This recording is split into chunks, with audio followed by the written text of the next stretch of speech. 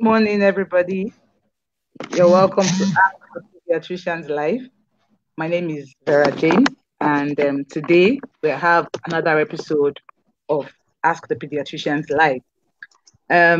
Recently, we started taking our open house on the last Saturday of every month, and so that's what we have today. Um, Being the last Saturday of this month, we'll be having our open house. Dr. Boyede is here today, and she'll be taking us through this session. Now, this is what open house is about. You come in, you ask any questions whatsoever, whatever question you have, as long as it is medical and it is for your child. So, because we are Ask the Pediatricians, and so what we do basically is to give responses, to give advice, to educate mothers and fathers on child health related issues.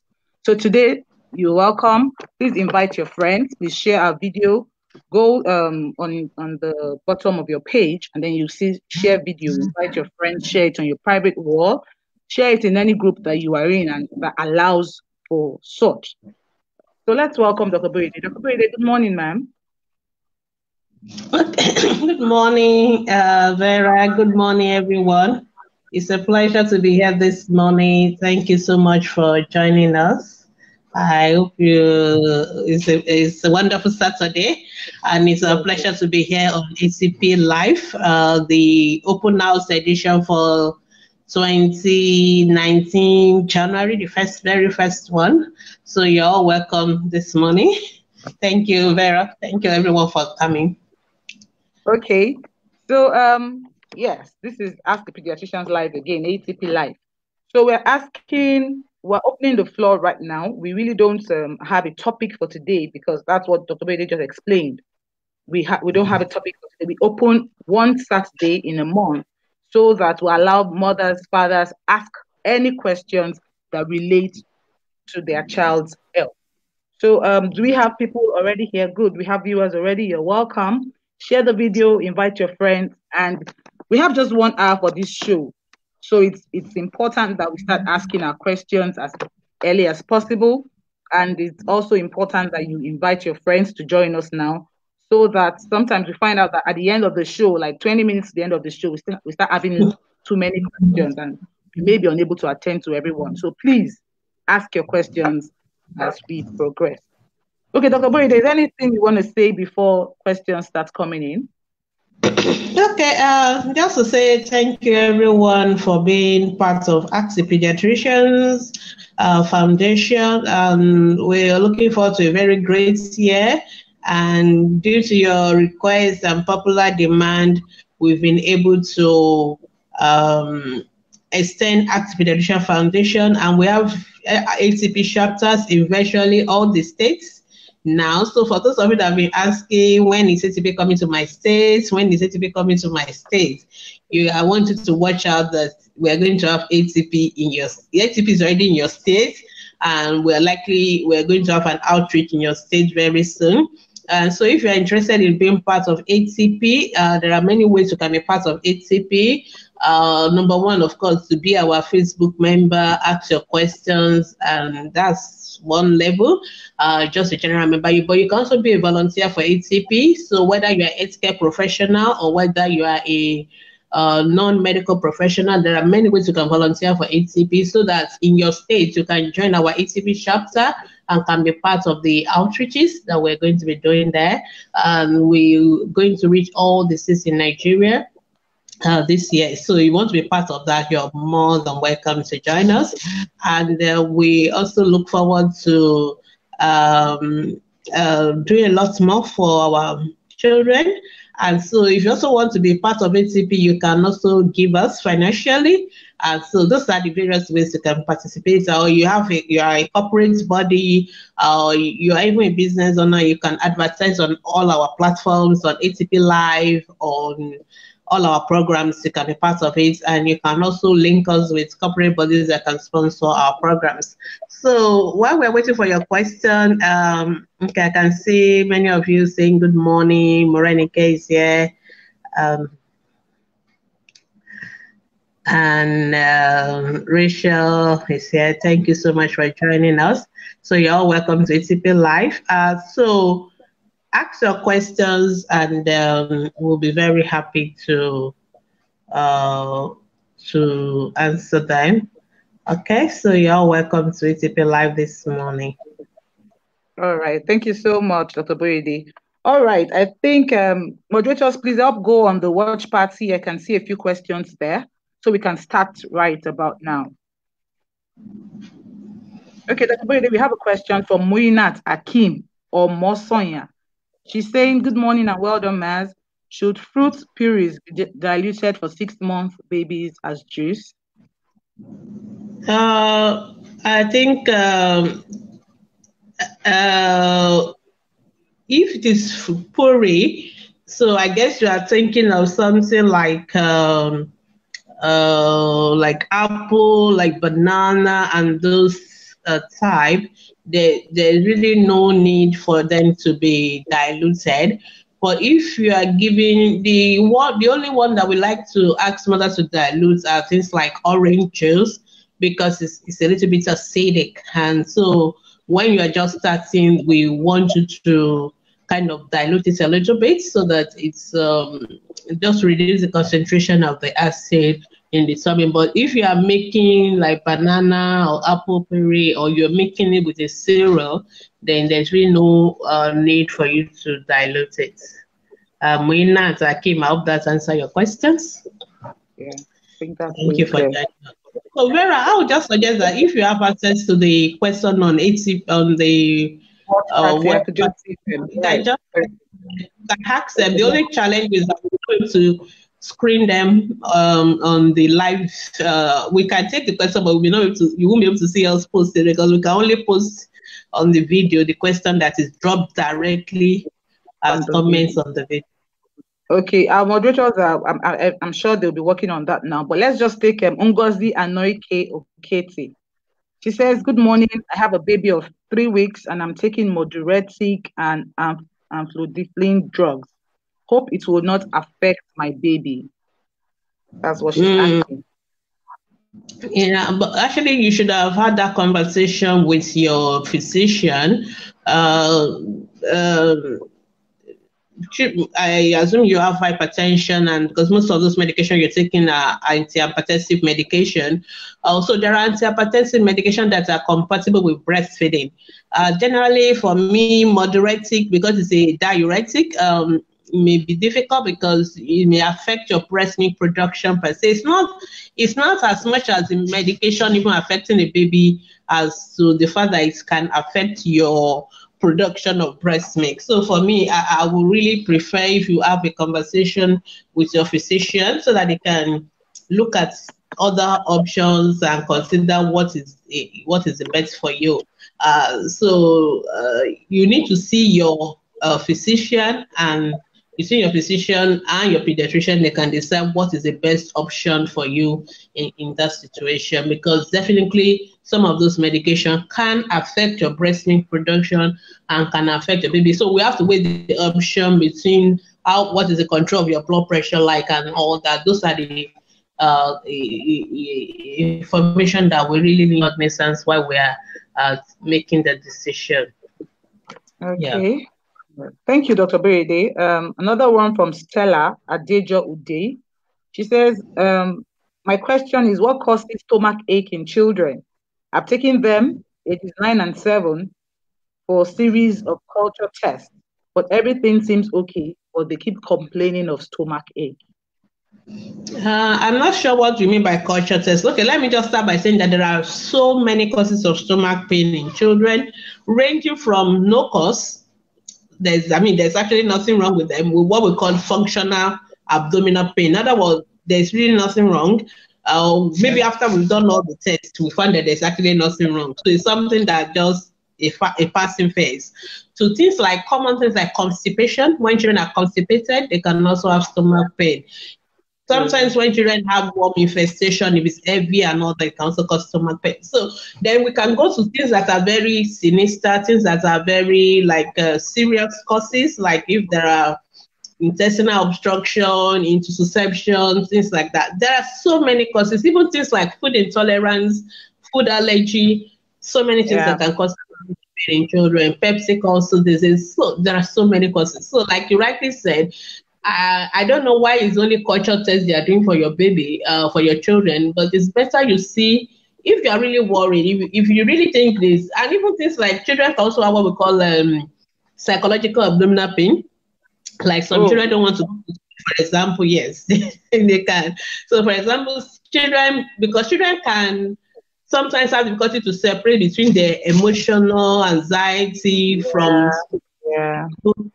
symptoms. So you can see a child who is anxious about something. So, but because they couldn't put it to word, they will complain rather of a physical symptom. So sometimes you may want to ask them, is there anything scary? Especially like sometimes, like I always ask parents most of the time when they come to me, this abdominal pain, is it during the school term or during the holidays? So if these children don't have Okay. abdominal pain during the holidays, it is only during school period, then you have to think of things like that. So those are the kind of question that we will ask you and all that. So it is not about gastrointestinal tract problems. It's not about gastroenteritis because I guess that's why they are doing culture. If they are not having diarrhea and all that, that will not. They can if there's diarrhea and all that, that may suggest gastroenteritis. So the bottom line is if you are really, really worried about it, usually then you really need to see a pediatrician, preferably what we call a pediatric gastroenterologist, so that they can assess your baby. They can do more investigation. They can do things like endoscopy. They can do so many things else apart from just culture. That culture sounds like what maybe a first level healthcare professional would do. And then they will be able to know that there's actually a problem or there's not a problem. So I would advise that you see one. Okay. All All right, right. Vera, we Thank have you. now on Question. Okay, good. on the, the on the video itself. I don't know whether you can see them. I'm trying to post them on. Okay, I can't see any yet. Okay, so Ahmed, Miriam, Hadiba, I think there's a lag between our uh, posting the question and use them showing up. So as not to waste time, I'll just read. Okay. I'll read the ones on the video, and then Okay, you right. can read the one. So Ahmed is asking, please, can I be giving my 4-year-old daughter vitamin B complex once daily to make her eat well? She's fine, but she doesn't eat well. And at the last time I weighed her, she's 14 kilos. Thank you. All right. So I don't know whether you've seen that question now. No, I haven't. But Um, okay, so I'll go ahead and answer that yeah, I question. can see. Um, Oh, okay. Yeah, you can say now. So Yes. what Ahmed is asking is a very popular question and ask a pediatrician Okay. because mothers or parents generally think when children are not eating, giving them multivitamins will kind of induce the appetite, and I think nothing can be further from the truth. Multivitamins are essential for food digestions and things like that, but they are not really necessarily appetite stimulating medication. Okay, so and there are many reasons why children don't eat. Some children are just what we call fussy eaters. Yeah. Some children they just don't like to eat much food, and there's really nothing you can do. And the worst thing you want to do is to force them to eat, because in that process you are going to actually make them eating the more, and it's going to be a battle, Yeah. and you like going to actually reinforce the habit of not eating at them. So what you need to do, the most important is that your child healthy is the weight healthy. For a 4-year-old child, 14 kilos is not too bad in weight. We expect it to be about 16 kilos, but 14 is not too bad. So I personally, I'm not so worried about your daughter. Just watch her and just give her. Sometimes for those kind of children, you may actually have to give them more of what they like. So instead Yeah. of trying to force them to eat what they don't like, just let her eat more of what she likes. Though, of course, I'm not talking about junk now. I'm talking about real food. You encourage her to eat more, then at the same time, you also model for her. So don't force them to eat, but you eat in front of her, eat together as a family, so that Yeah. she can just think maybe what you are eating is better, then they want to copy you. So those are some of the strategies we recommend, but don't force them. Giving them multivitamins, there's nothing wrong with giving multivitamins, but if you are giving with a mindset, that is going to make her eat better, and if she doesn't eat better, then you get disappointed. So that's why I'm trying to let you know that multivitamin is not the solution for children eating and all that. So I hope that's answer your question. In line with that question, there's something that people usually say. I don't know how true that is. That okay, when you hear complaints of a child not eating well, you now feel that oh, probably one of the parents do not eat well as well. So maybe it's just like an hereditary thing. Is that true? Well, maybe. I don't know. I've not really done much research into it, but there are some things that tend to run in certain families. So I'm not so sure whether being a fussy eater is something that runs in family, but sometimes children actually go through those phases where sometimes they don't like to eat. Then they get again to another phase where they're actually eating so much. So sometimes just a phase thing. And the most important thing for us as pediatricians is that the child is healthy. And I always say mothers, children don't starve. Usually let me just qualify by saying most children don't starve, except for children who have neurological damage or something. So children will always eat when they are hungry. They may not eat as much as what you think they should eat. They may not eat as often as you think they should eat. But if they are eating enough to maintain their good weights and maintain good the growth and development, I will not worry about them. Okay, so but the worst thing that parents can do is to force children to eat, because that's what most people do, and that always leads to problem, because that is you make them develop what we call food aversion. And there are actually some children that actually have a condition which we call avoidant restrictive food intake. But usually those tend to occur in certain settings. But that is a different. But majority of children that are otherwise well, it's not as if they don't eat at all, but that they don't eat as much as their parents want them to eat. And I think most of us Nigerian mothers and African, we like children to eat, big. We want children to be big, and then when they become adults, then you want them to lose all the weight. So it's always a dilemma for me. If the child is healthy, if the child is eating, so for children who have the kind of food disorder, those ones, they don't eat at all. They may actually not eat at all. The sight of food will nauseate them. This is not like a child who eats a little but not eating much. This is a child who will gag on food, who will vomit. That is now something that requires an intervention by usually doctors, psychologists. But a child, maybe because the child wants to eat more of plantain, doesn't want to eat he wants to eat beans, doesn't want to eat rice.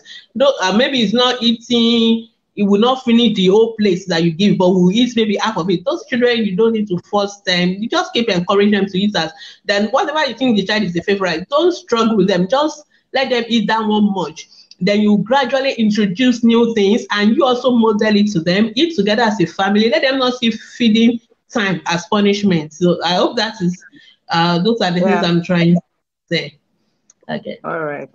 Thank you very much, Dr. Boyede. Okay, this is another question from Olagunju Okoyemi or Yerinde.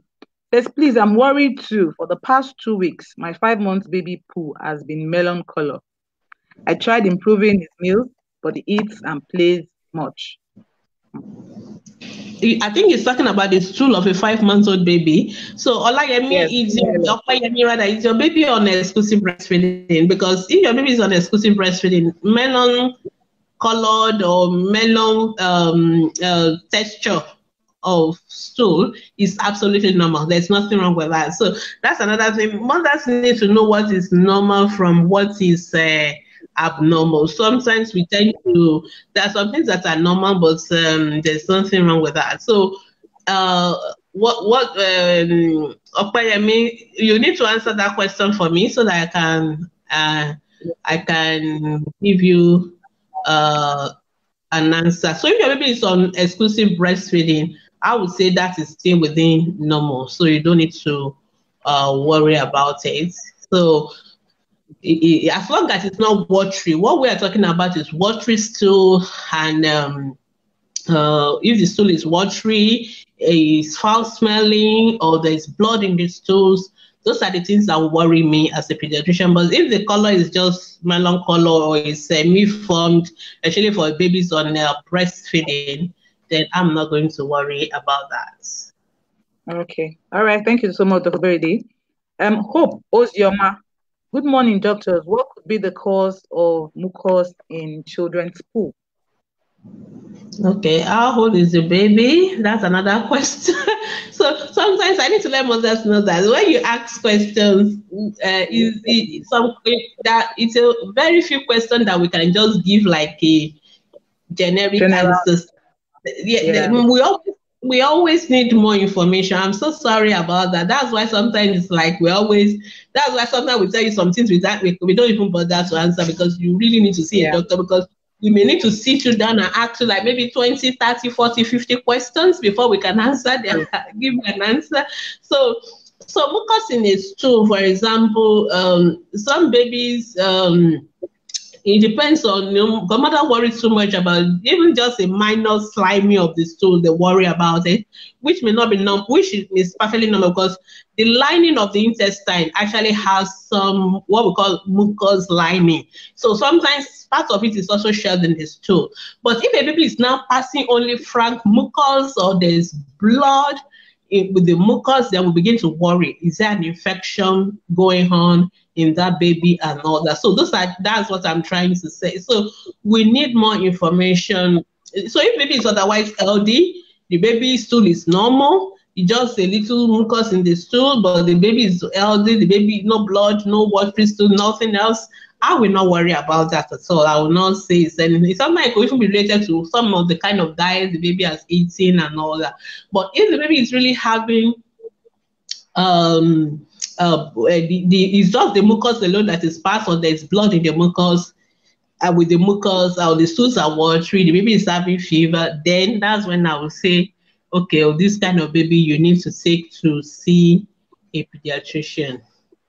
All right. Okay. That's very clear, Dr. Doide. Thank you. Very clear. Thank you so much. Okay, so Ngozi Anyo, okay. Good morning. Please, I have a 3 weeks baby, and I'm thinking, oh, this is the same lady. This question has been answered already. Okay, you answer that already. Okay, you answer it from the What party? watch, Yeah. but I think we have it now. Okay. Okay. My little baby's temperature from Suleiman is high. What's the best drugs?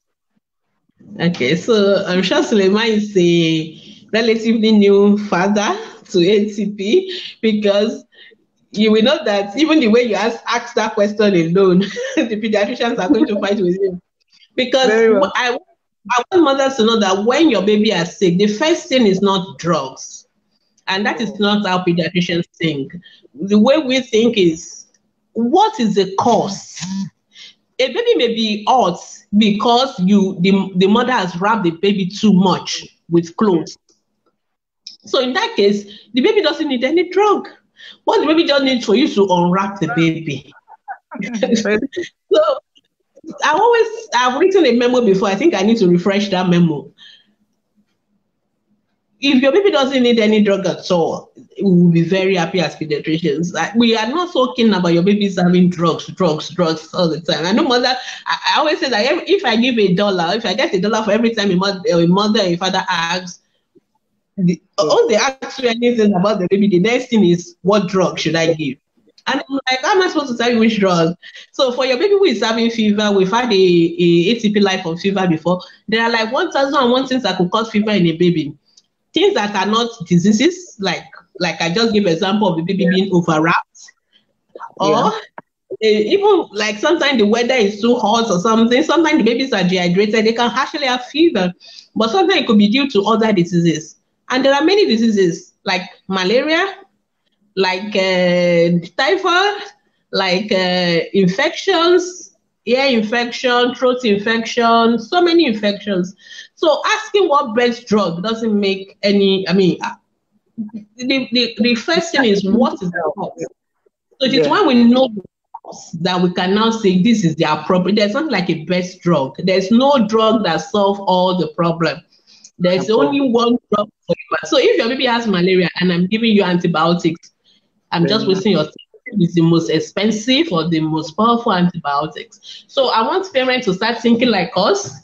So anytime your baby have any symptom, the first thing is, what is the cause? If you don't know the cause, that is why sometimes we say go to the hospital, because sometimes we need to go to the hospital to do tests, to ask questions, to do all those things before we can now know what is the cause. It is after we know the cause, then we can now say this is the right. And sometimes knowing the cause is not simple and straightforward. Sometimes it is I may have to like 1,001 questions. I may still not know the cause. Sometimes I need to examine your baby, I need to physically touch the baby. Maybe when I open the mouth of the baby, I can see swollen red tonsils. Then I know it's a tonsillitis. So I look into the hairs with my horoscope. I can see pus coming out from the hairs, which you won't see because you are not looking into the. So it takes a pediatrician looking into the hairs, looking into the throat to know where the infection is coming from. Sometimes I even do all the the baby doesn't have any obvious thing apart from that fever. Then I may decide, okay, let me do a blood test. I do a malaria test. I do full blood count, check for. Sometimes I think, oh no. Sometimes I'll say, let me do a urine test. So I'm telling you how we know what is wrong with the baby. That is what we went to study medical school. So that's what we call clinical. This is clinical methods. That's actually how every doctor works. It is after I've done all that, then I can now, based on the information I have from you, based on my physical examination, sometimes based on the blood tests I've done, I can now say, okay, it is most likely malaria. It is most likely a throat infection. Then I can now say, okay, the baby needs the anti-malaria, this is malaria, or the baby needs antibiotic, this is infection.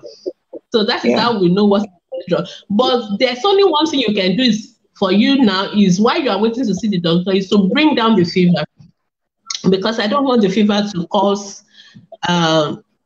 convulsion in your baby. So you can give the baby a bath, you can tap a sponge, you can give paracetamol. Those are some of the things you can do first while you're waiting. If you do that and the fever comes down, all well and good. If it doesn't come down, then that is when you really need to see a doctor, not necessarily a pediatrician, a doctor first. Then they can decide to know what is causing it. And it's after they know what is causing it, that then they will now be able to. I hope Mr. Suleiman, I've been able to help you. Oh, by all means. I'm sure you communicated that clearly. Yeah. Thank you so much, ma'am. Princess Kikelomo. Oh, doctor, is it necessary to cover a baby's head? It's not necessary. I wonder why they do it as well. But sometimes I know why some mothers do it.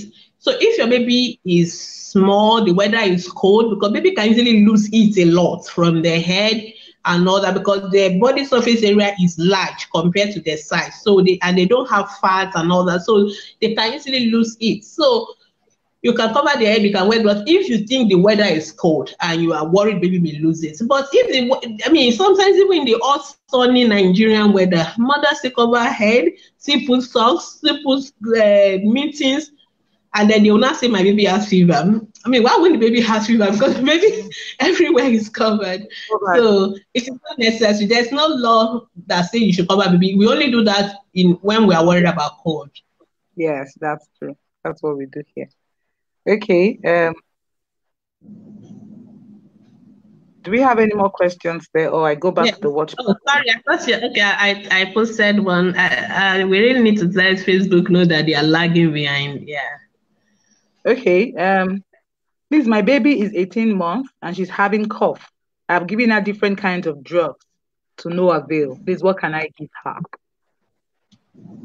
Okay, Insikak, please stop giving her different kind of drugs. I beg you. That's the first thing to do. Don't stop. I think I hope you listen to the explanation I just gave now. Why? Because what drugs are you giving? Number one, I'm assuming you're giving maybe cough syrup, maybe antibiotics. If you don't, it will not work if the cause of your child's cough is something else. For example, a child can be coughing from asthma. A child can be coughing from tuberculosis, especially if baby has been coughing for a long time. A child can cough from holes in the heart. If the child has a heart problem, there's so many reasons a child can cough. A child can cough from even allergy. A child can cough from respiratory. We talk about cough. Is it last week? I think, is it last week or 2 weeks ago? Yeah, 2 weeks ago. 2 weeks ago. Yeah. So I will advise you to watch that ATP Live. If you want to watch all our previous ATP Live, it is on this Act Pediatrician Foundation page. It is on our YouTube channel. You really need to work, because this year I've said that I'm going on ATP Live. I'm only going to be talking about what parents want me to talk about. This is you that determine what we talk about. Yeah. And we talked about cough, and then we also have open house where you can just ask any questions. So that, because sometimes when we're talking about a particular topic, we don't like to take questions that are not related to that topic. Some people don't like that. So that's why we decided that, okay, we'll also do open house at least once a month where it is open. Anything under heaven can be asked. So if you listen to that ATP Live on cough, I really say that we talk about the different possible causes of cough. And some of them don't even require medication. Like if a child has a viral acute respiratory tract infection, the child doesn't need any medication. If it's a bacteria like a pneumonia, yes, the child will need antibiotics. Sometimes the child may have asthma. Asthma medication are quite different. Sometimes it may be heart disease, holes in the heart. The child may need surgery. So it is not, cough itself, and I explained in that presentation that cough itself is not our problem. In fact, cough is a good thing because it's a reflex. And it tells us something is going on in the respiratory tract that we need to address. So if you, that's why we also say, mothers, please stop giving cough syrup to babies below 1 year, because when you suppress the cough, you kind of mask the symptoms, and we don't get, so we don't know that something is going on, and the child is dying from pneumonia. That is why pneumonia is still one of the five topmost killers of our children, because when children have cough and fever, mothers give cough syrup, they don't go to the hospital on time. By the time they are coming to us, it's complicated. We're still our children are still dying. So in SICAC, please stop all the medications you're given. Please take that child to the hospital. I myself, I can't tell you what is causing a cough. I need to listen to the chest. I need to do maybe a chest X-ray. It is from those tests, it's from those examinations, from those tests that I'll be able to say, yes, this is the cause of your child's cough. And this is the appropriate medication. I always make a joke that with doctors, we are not magicians, we are not diviners, we don't have oracle. So we cannot just by saying, it is only a babalawo when you tell them my child has cough, they will just tell you this is it, and they will tell you this is what you should do. No, we are like investigators.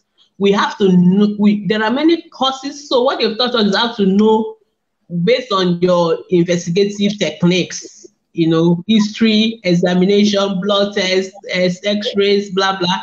Then you can know. Sometimes even after doing the basic test, we're still not sure.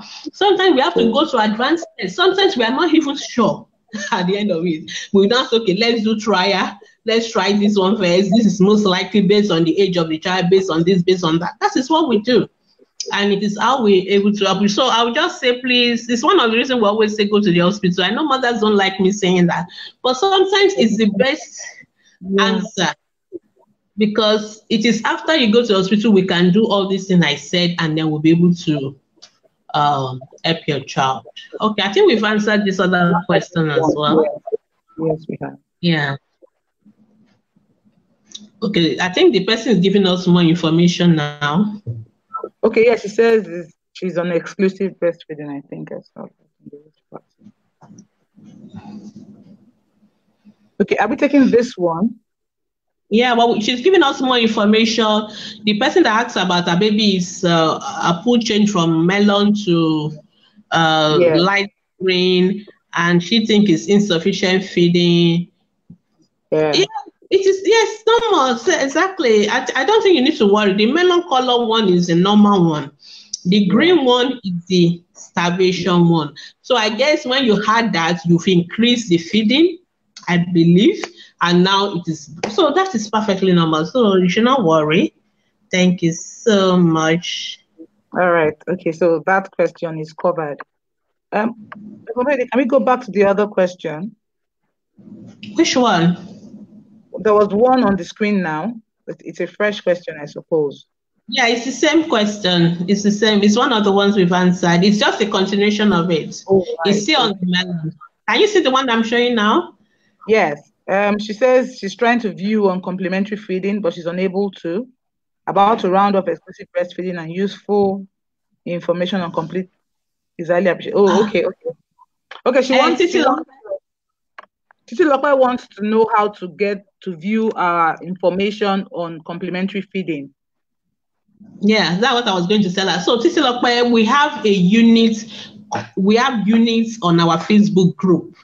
So if you go to Facebook group, if you are going on your phone or if you are going on your laptop or tablet, just go to the menu section where they listed things like group discussion, photo, videos. You will see a section called UNITS. Click on that units. If you click on that, it will show you unit 1 is on breastfeeding, unit 2 is on complementary feeding, and it has a set of things, videos, readings and stuff. So you get everything you need on complementary. If you are still confused, just post this question on the group. One of our moderators will give you that link so that it will make it easier for you.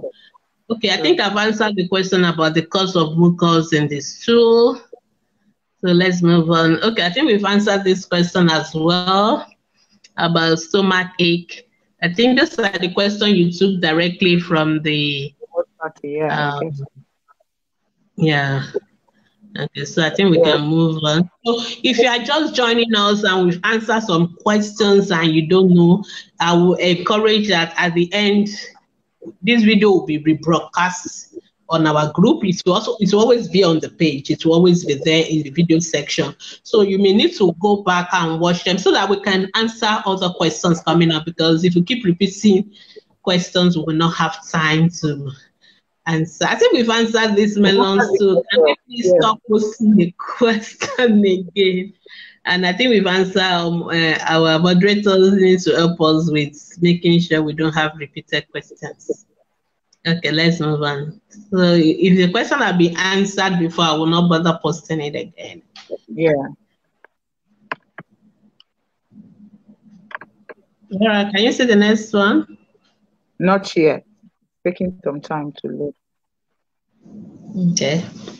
So Olabikpe Kehinde is asking, good morning, please. My sister's son do not like to eat fish, do not like to eat meat or fish, only cooked egg.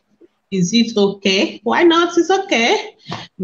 So as long as the child is getting protein, so egg is good. Egg has a good source of protein. But I will encourage you to, there are many ways you can get around giving a child the fish and the meat. So you can add them in your food.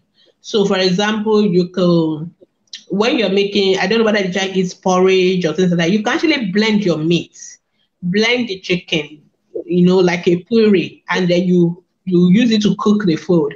The child will not know where the meat or the chicken is going to eat it. So you can try that. Those are ways to make sure the child gets protein.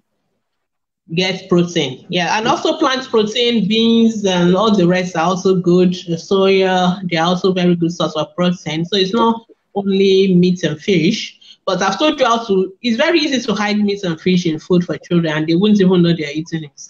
Like if you are making your egusi soup, you shred the fish into those egusi or into the ewedu. The children will be eating it, they won't even know they are eating anything. So that's, yeah. Can you see the next question, Vera? Yeah, but it's a question that has been attended to before. Okay, yeah. So there's no reason to cover the child's head. I don't know why. So okay. Emilia Amaka Uguja, how long does it take to a swollen vaccination spot to dissolve, having been applying ice block? Okay, that question is a little bit hard to answer because there's no hard and fast rules. Number one, it depends on when you start applying the ice block. So when the intramuscular vaccines into the muscle, there's some bleeding. So it is those bleeding that is causing the swelling.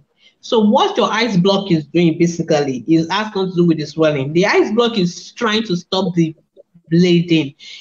The ice, the temperature kind of constricts the blood vessels so that the blood they don't keep bleeding. You understand the point? So that is what it's doing.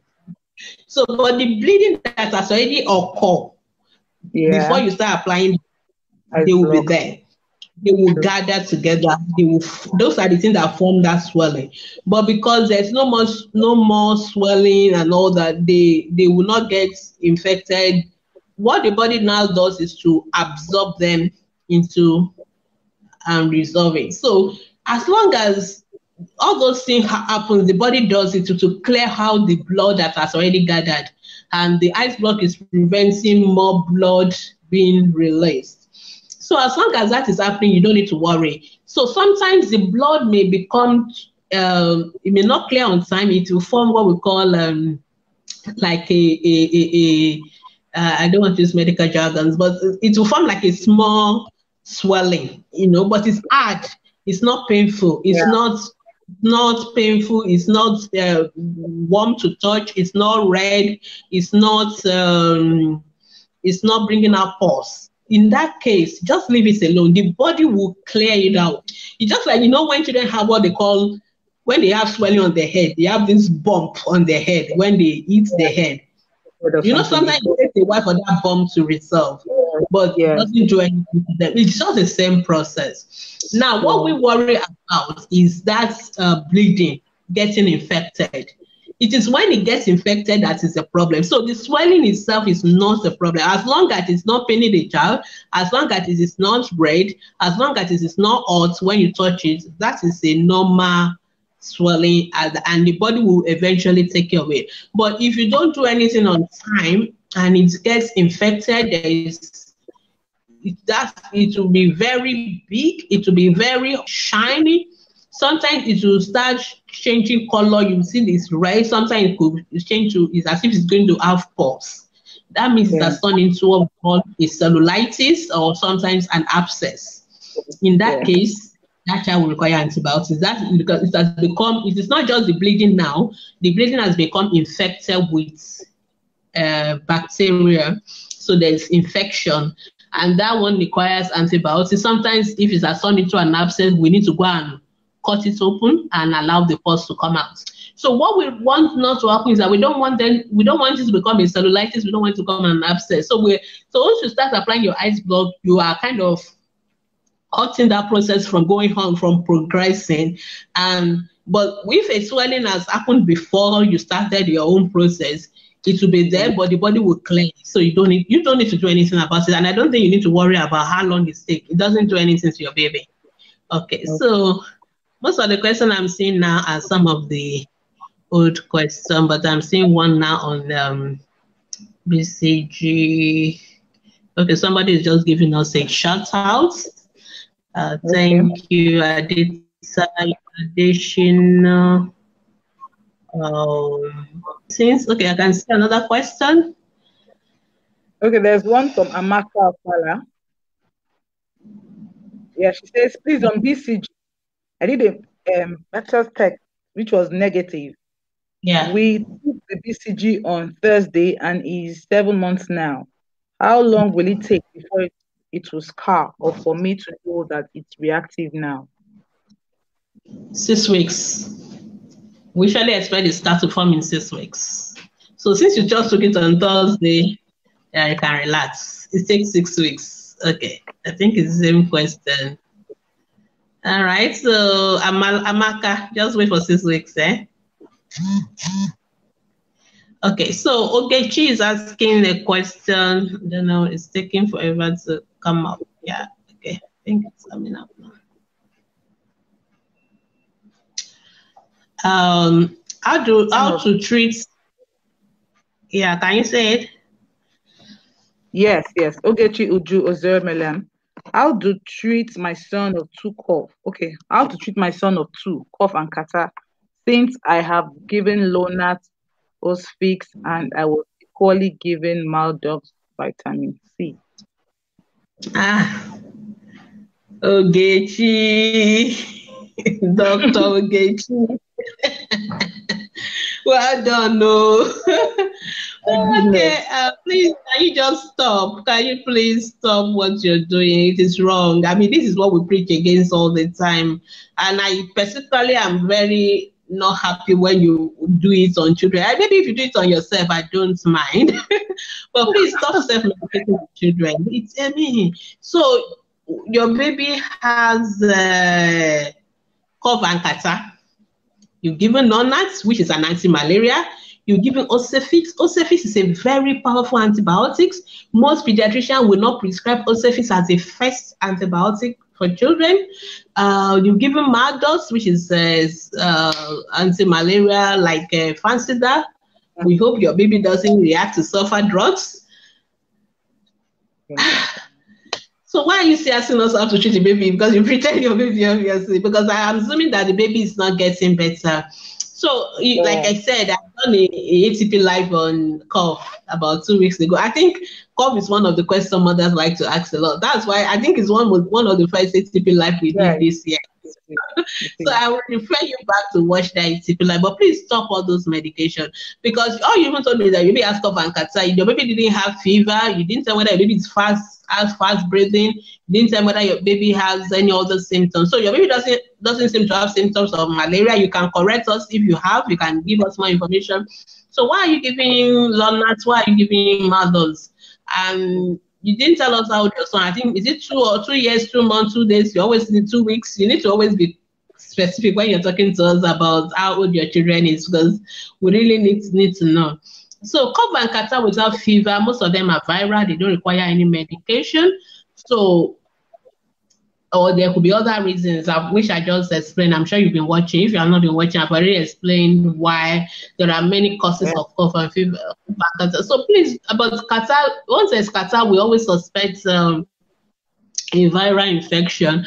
I would really prefer, and then please, mothers, once you started doing your own first aid, I don't want to call it self-medication now, well, self-medication, and you are not getting response, please stop and go and see the professionals. I mean, that is a sensible thing. I don't know how many of us try to fix our cars all the time. I mean, you try a little bit, but if your car does, if after you try your manipulation, even by the roadside, most of you are ringing your mechanic to come and have a look. So how much more something about the health? How much more children?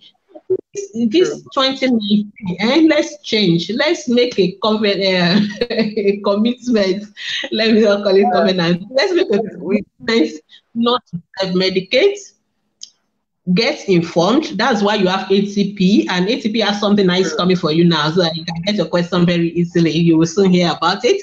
So be part of us so that you can learn first. You don't have to learn when your children are sick. You can learn against before they even become sick. I actually did our group discussion. First thing we did in the year is how do we keep our children healthy in 2019? Before our goal, our desire is that the children are well. We don't want them to be sick at all. We don't even want to treat them.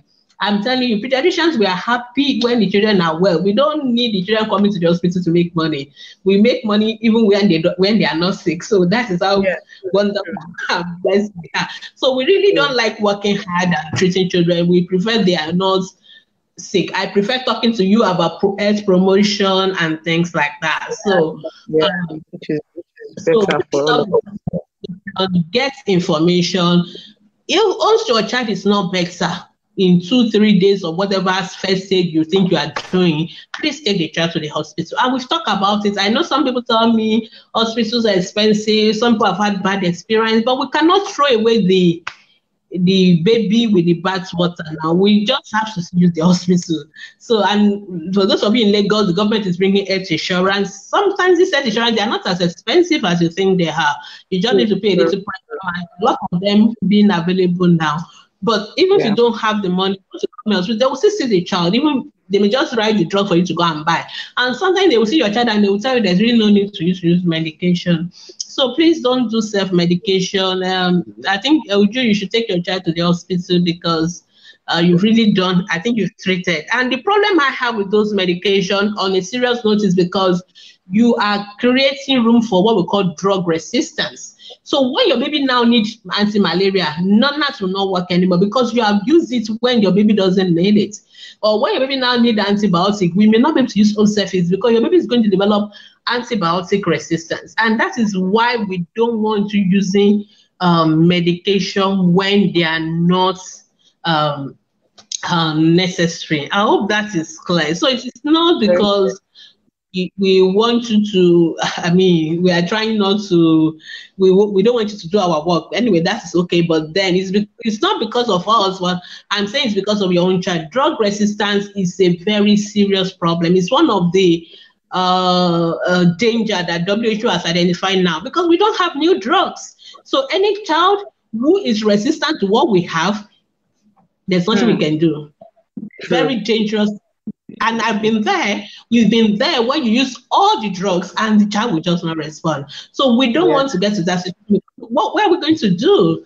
We are not really getting new drugs. So if children are resistant to what we have, there's nothing we can do. So the best thing is to prevent drug resistance, especially by making sure you please others, this our habits. It's a Nigerian thing.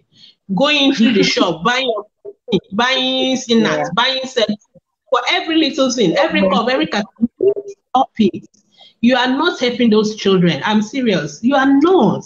Stop it. Don't use antibiotics without a prescription. Let the doctors now say use it. Then use it. I know some of you will also tell me that some doctors, if that's all they worry right for you, maybe you need to change your hospital. If your doctor is always the malaria typhoid doctors, that's the only thing they see. You need to change your hospital and see proper doctors. Seriously. So I hope that's Dr. Brady, we have just 1 minute.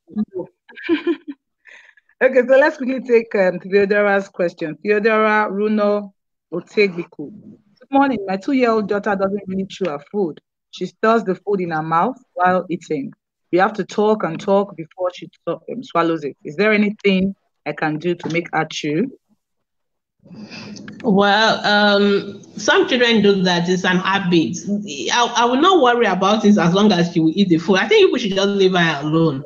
Sometimes when you pay too much attention to certain things, the children, you're actually reinforcing the habits for them, so they will keep on doing it. So I would just say leave her. As long as she's eating the food, she will swallow. It's just that sometimes initially it may really take, I know parents, it will be hard for you because it will slow down your day, it will slow down your, but just leave her alone.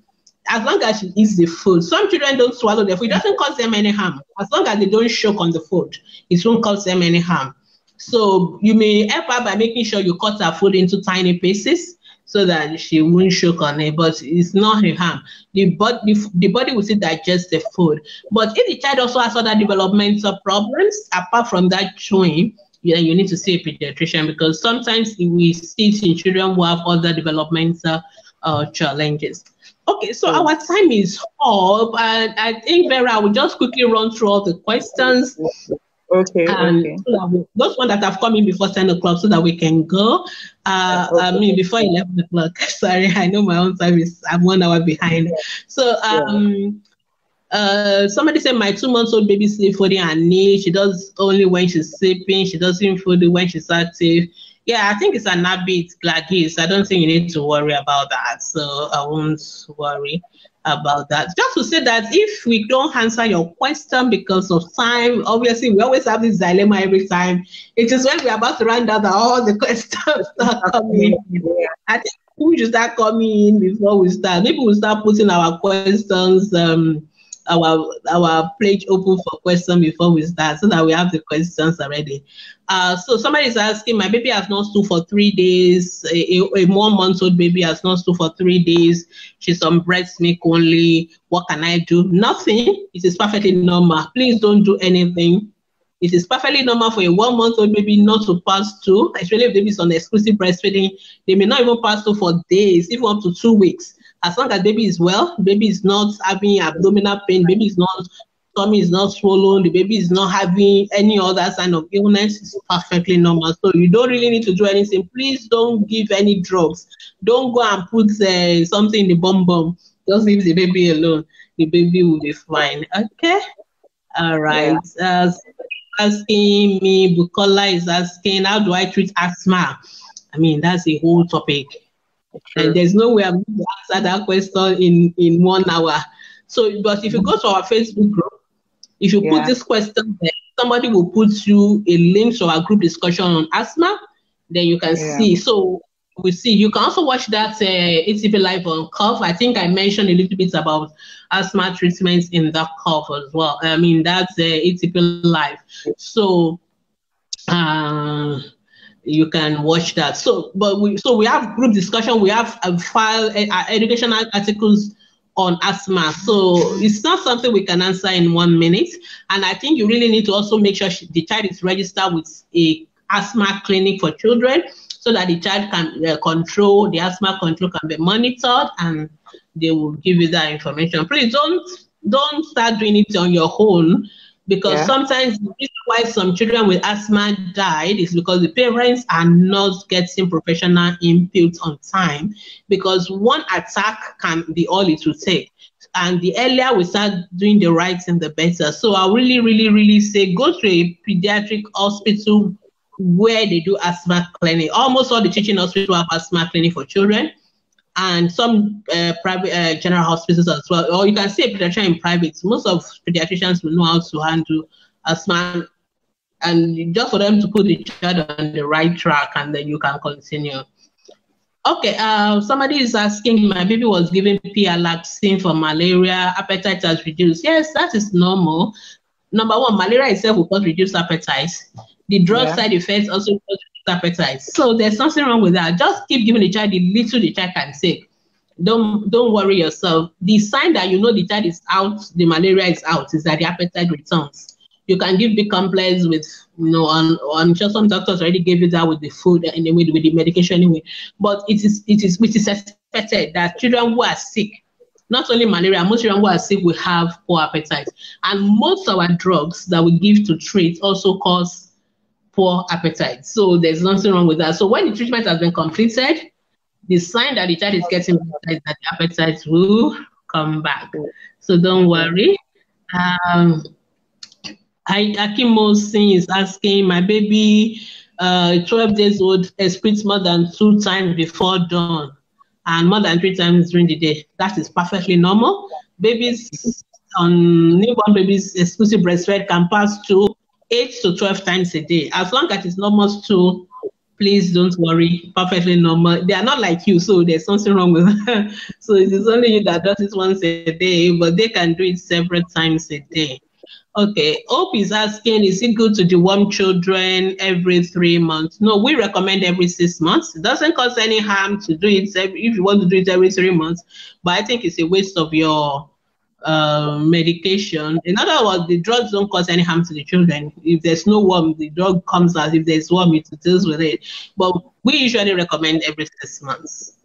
Some others do it every time so that they can't forget. As for every school term, depends on you. But what pediatrician recommends 6 months.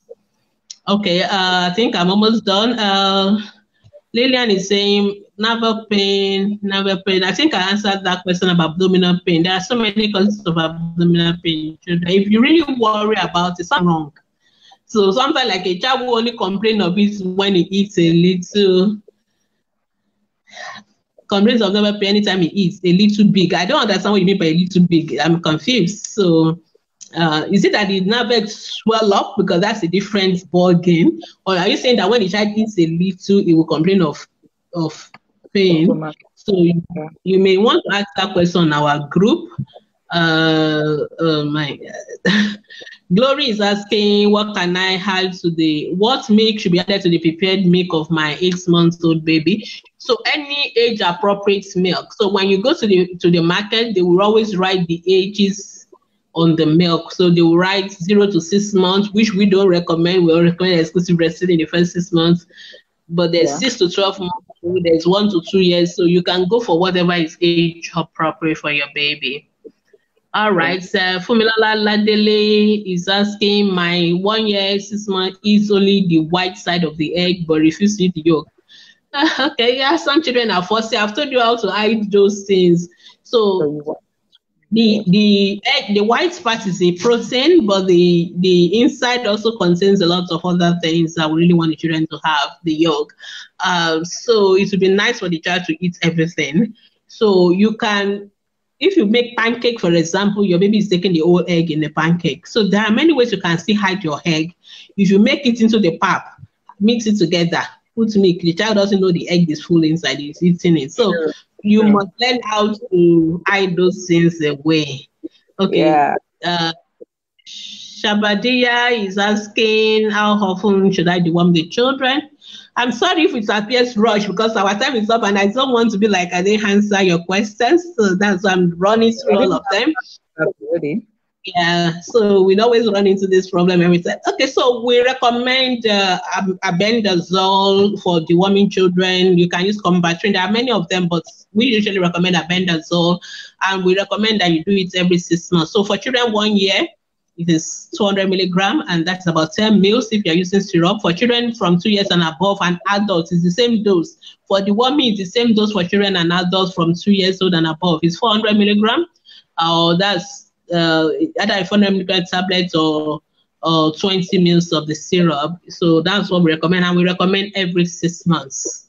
So, okay, Amaka is back and asking about complementary. Amaka, you really need to go and do. Okay, you can go and do the compliment. I always say before you ask person about compliment, you must go and do that course on complementary feeding because it's so good. And your question tells me you've not done the course because you say your baby rejects all the cereals and baby food, but eats your own food. That is actually complementary feeding. The baby is actually listening to the pediatrician and is doing what the pediatrician recommends. We actually don't want your baby eating the fancy. I know one mother said they always want to buy those fancy cereals in the shop and give it to the babies, but the baby is eating the local food, which is what we actually prefer. So what is the problem? The baby is fine. Please give the baby the local food. You can eat the cereal if you want, if you really want to buy it. The baby is even saving you money. It's saving you plenty of naira. So buy yam, buy the local food. It. So mothers make that mistake all the time. I get that question all the time, and I always like, seriously, what is your problem? Nobody said it's complementary feeding is buying cereals cereals from the store. I know the people that sell them are not happy, but that's the honest truth.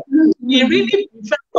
So you can imagine if your baby is from 6 months already eating your own food, you are not going to have problem with that baby at 1 year. But those babies that always have problem are babies that mothers force them to eat only the cereal and the pap, and that's all the baby eats from 6 months to 1 year. Then when the baby becomes 1 year, they want them to start eating family food, and the baby doesn't want to eat the family food. Then you now start asking the pediatricians again, what do we do? So we actually want you to use if you go through the complementary feeding course, there is no food that you cannot use as complementary feeding for children. The same food you eat.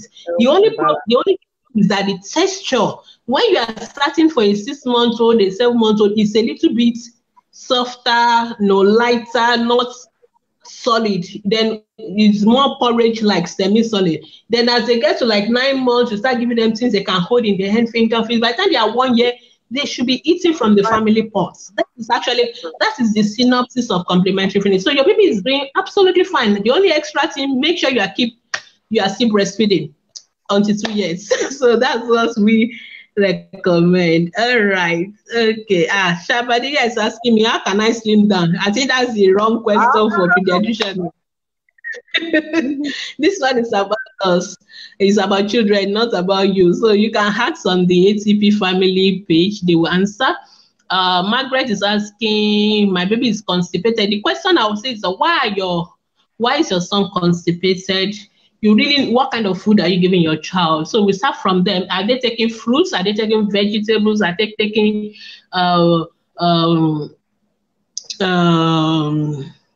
are they taking veggies? Are they taking fruits? Food that are rich in fiber?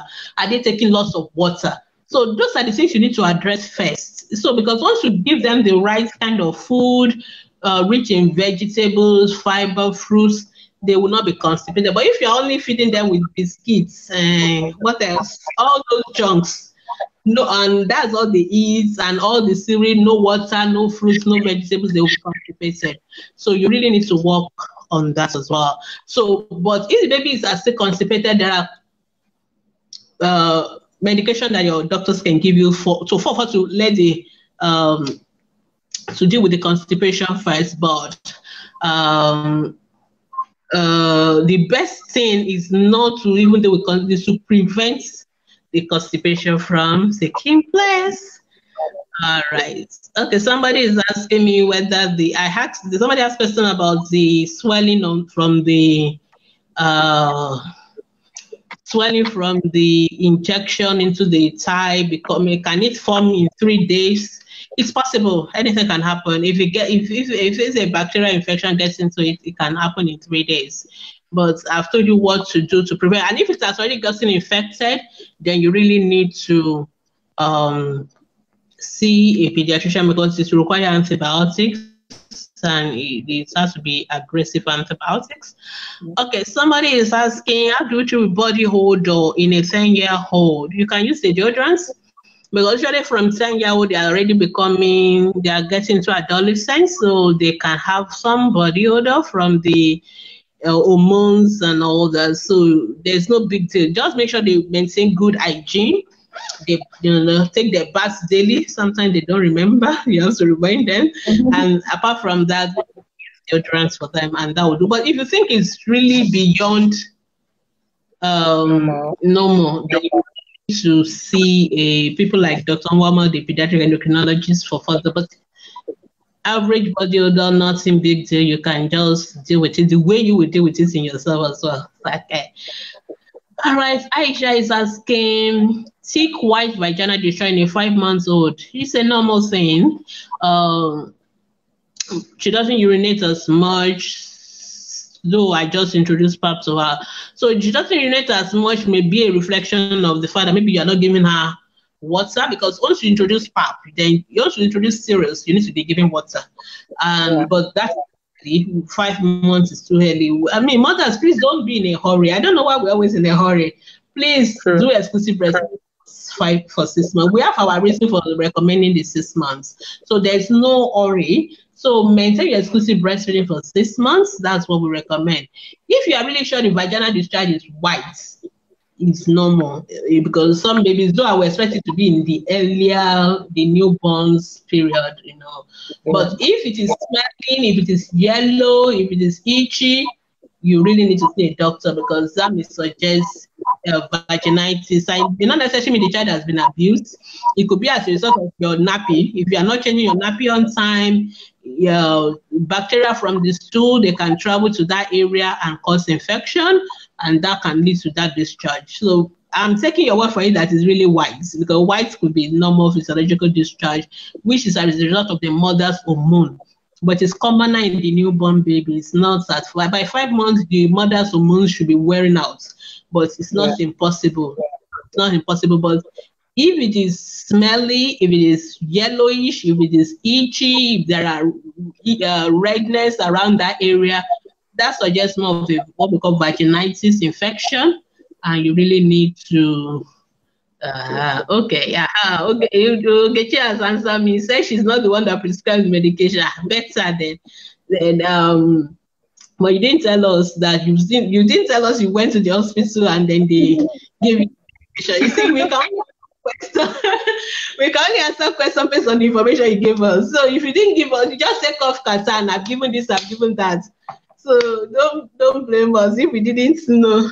Okay, thank you for clarifying that. And then she also mentioned that it's because the child also had fever.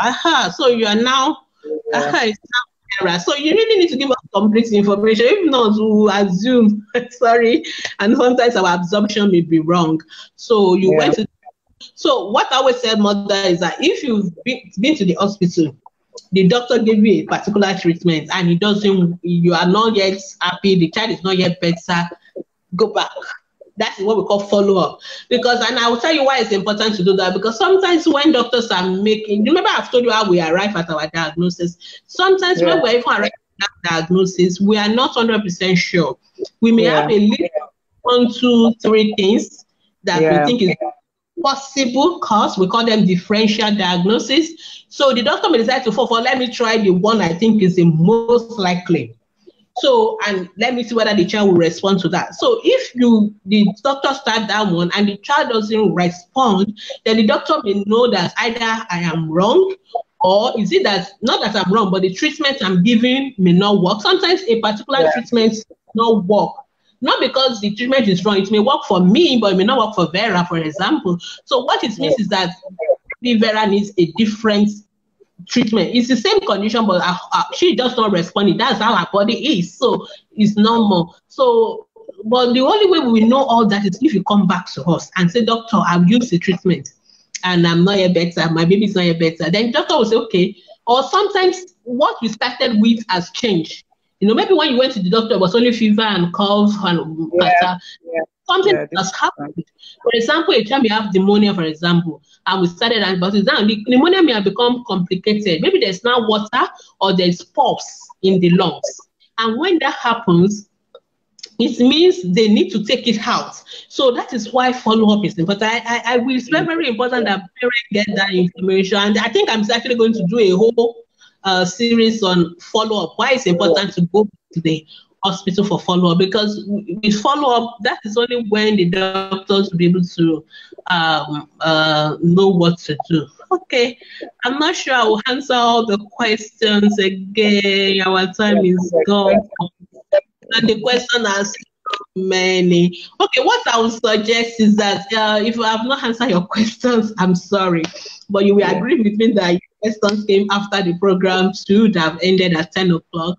But no problem. You can go back to Ask the Pediatrician Facebook group and you can drop your questions there. I'm very sure all our moderators will answer your questions.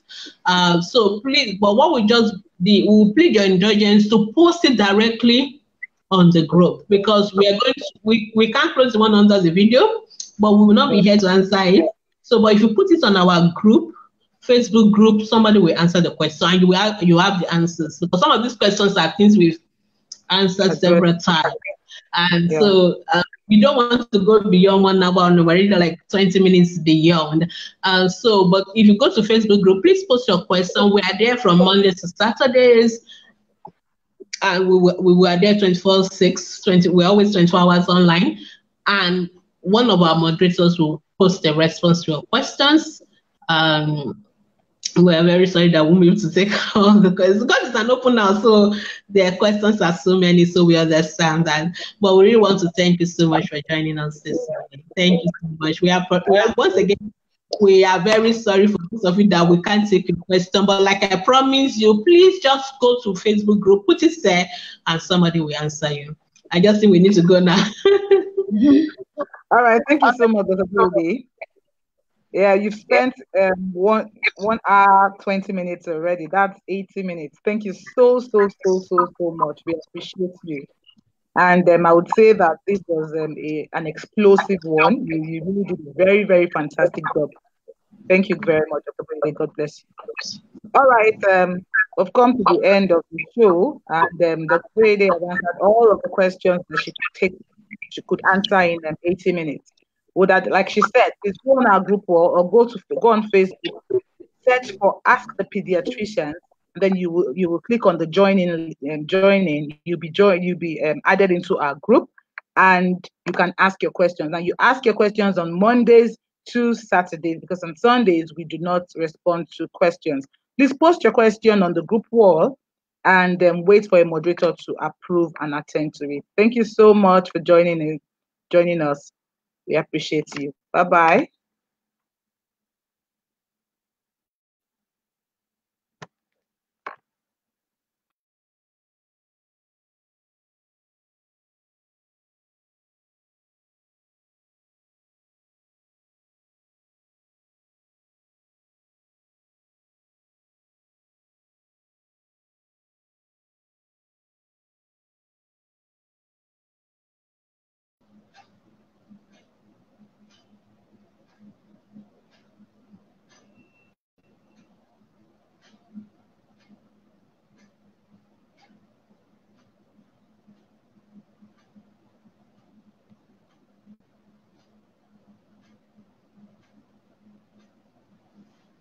Okay, so thank you so much, everyone, for joining us, and we hope to see you next week. And we hope that we'll be able to have a more fruitful discussion next time. Thank you so much. And once again, this program has been brought to you courtesy of Ask the Pediatrician Foundation. And we are always online, and we always look forward to answer your questions. So thank you so much, and have a wonderful weekend. Bye.